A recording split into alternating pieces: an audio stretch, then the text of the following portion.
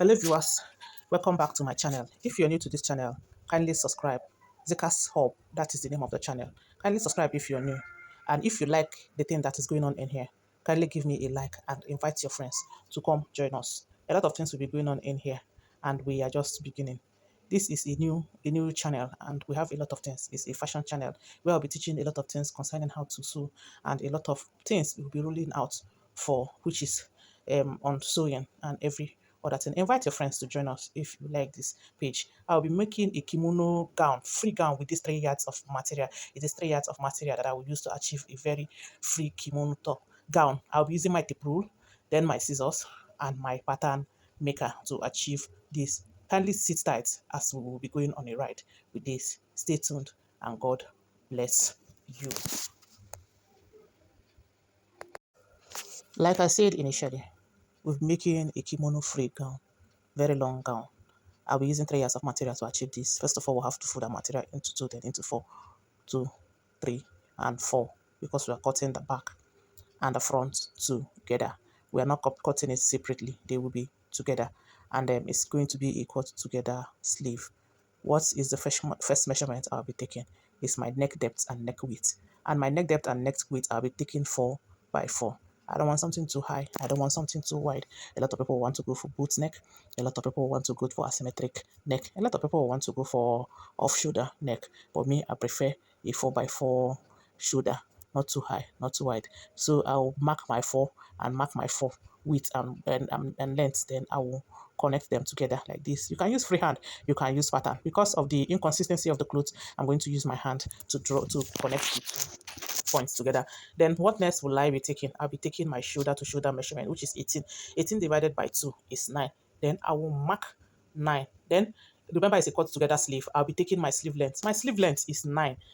Adding 2 to it, as in to hem it, that is what I'll be using to hem it. Adding 2 to the 9. So everything I will have there is like 20. That's 18. 9 shoulder, 9 sleeve, and then 2 inches of hemming, making it 18, which I have marked presently. Sorry, I didn't show you my borderline, which I have already done. That is where my measurement is starting. And sorry, the chalk is not showing very well. I'm going to come down from the length of the sleeve by 2, then connect it straight to my neck. I'll connect it straight from that 2 inches that I came down with. I'll connect it straight to my neck, which is going to form a slant. I'm going to be doing it like this. I'm connecting the two from the 20 inches I marked down straight to my neck. That is what I am doing right now. Sorry, it is taking time because I want to make sure that the chalk shows very well so that you can see it. Even with all my effort, you can see that the chalk is not even showing very well. Then I'll go ahead and take the length of the gown I am making. The length of the person I'm making the gown for is 63, and that is what I am taking. And thank God the material itself is 63. And that is what I'm going to leave it like that. I'm not going to be cutting out anything. So before you do anything, if the person you're making the gown for is a very tall person, kindly confirm that your gown, the length of the gown you're making, the length of the material you'll be using will correspond with the length of the person you're making it for. I already confirmed mine. 63 is the length of the material I'm using. Then I'll be marking my bust point. The bust point I am using is 13, which is what I am going to mark on the material. Then I will mark my waist length. Although I will not be needing all this, but just for what do they call it? Just to recognize them. Then on the bust point, I'll be taking the circumference of my bust. The circumference of my bust is 11. 11 is my bust. Then I'll be adding 1 inch 1 inch free, and then I'll add 1.5 inch sewing allowance, which is 13 inches. Depending on how free you want your gown to be, you might decide to use 2 inches as free. You might decide to anyhow. But me, I want to make my own for. I want to make my own. So I'll add my own extra 1 inch to make it 2 inches. So everything I'm taking down now is 14.5 inches. That is what I am marking presently. Then I'll make sure the line is showing, what I marked is showing. Then from from the shoulder slope, I am going to be imputing my round sleeve. My round sleeve is actually 18. That's 18 divided by 2 is 9. Then I'll be marking 9, then add 2 inches hemming as in same allowance. I want not it's supposed to be 1 inch same allowance, but I'm going to be making it free. I'm going to add 1 inch free. and then 1 inch for the seam allowance, which I have marked. Sorry, you may not be able to see it, but I'll make sure you see what I am doing. So I'm going to connect it down. That is the next thing I'll be doing. I'm not taking any other measurement. Just I will make sure I slant my shoulder around sleeve. I make sure I connect it to my bust circumference of my bust, and then I will connect it down. I am not taking any other measurement, so that's what I am going to do. What you see me doing is that I'm connecting the shoulder slope to the round sleeve down, the shoulder slope to the round sleeve. That's what I am doing presently. After connecting it like this,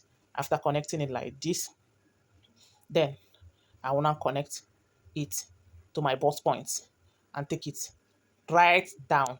Watch me as I do that.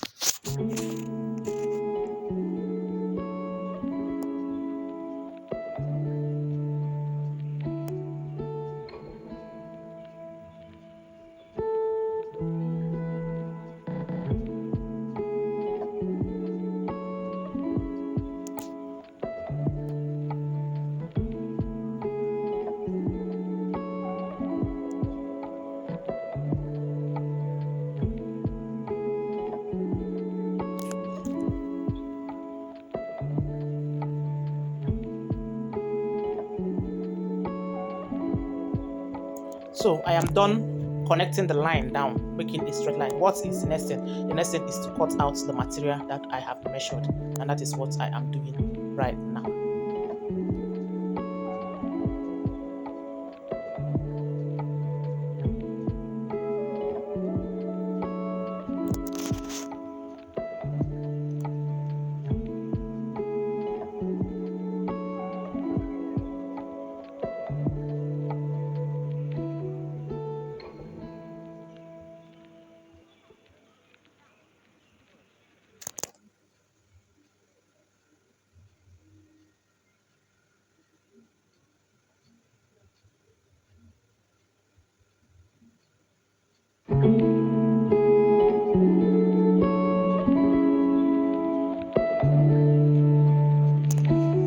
Then simple. After cutting the material, what am I going to do?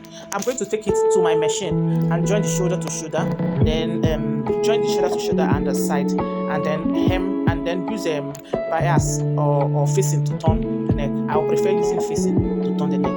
But I will cut it out now. Watch me as I cut out my facing for the neck.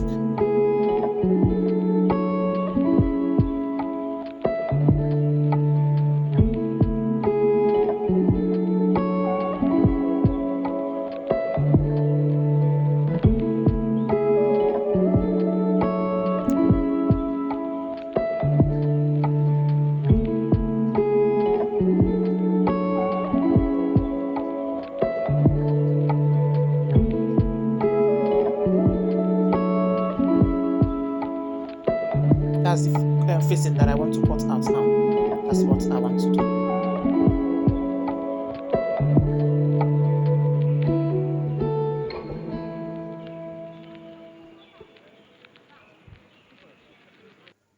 What will I do? I'll just place the material I'll place the material that I've already cut out to get the exact neck depth and neck width that I am using. So that is what I'm doing now, placing the material that I've cut out on the material that I want to use as the facing. And once I have placed it rightly, I will cut it out.